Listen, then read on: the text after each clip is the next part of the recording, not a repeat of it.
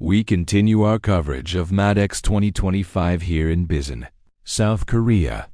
Earlier, we explored the Ghost Commander 2 vessel together with Hanwha Ocean.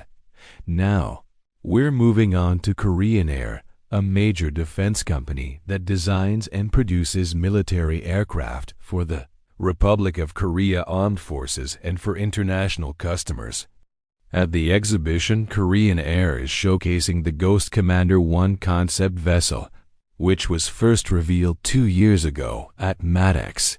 Today, we're refocusing on the unmanned aerial systems that Korean Air is proposing to operate alongside this next-generation naval platform.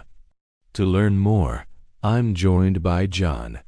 John, good morning, and thank you for welcoming us. Thank you. My name is John. Welcome.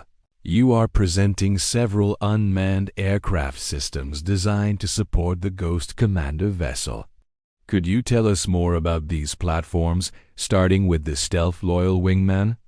Yes, what you see here is our Wingman UAV, designed for reconnaissance, strike, and escort missions. These systems are being developed for manned-unmanned teaming, with a strong focus on advancing autonomous operational capabilities. We are also actively developing AI pilot technologies, working in collaboration with partners in the United States to enhance decision-making and mission execution. Looking ahead, we anticipate not only expendable collaborative combat aircraft capable of launcher-based takeoff, but also Wingman aircraft powered by engines generating over 8,500 pounds of thrust.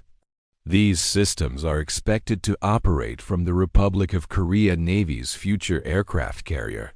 Thank you very much. Thank you. Music from Naval News Aircraft Carriers.